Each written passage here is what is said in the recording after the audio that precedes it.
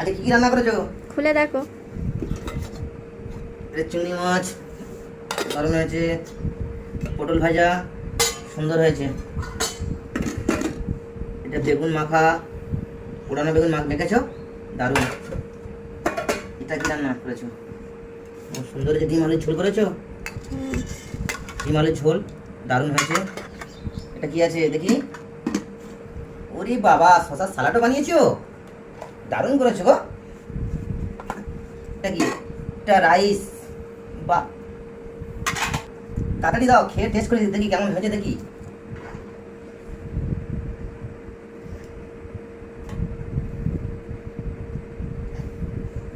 রাইসটা নেওয়া হয়ে গেল,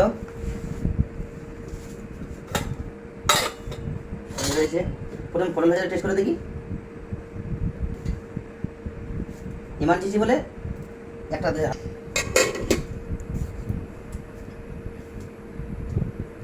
দারুণ হয়েছিল। একটু পটল ভাজা ভাত, বেগুন মাখা, পোড়া বেগুন মাখা,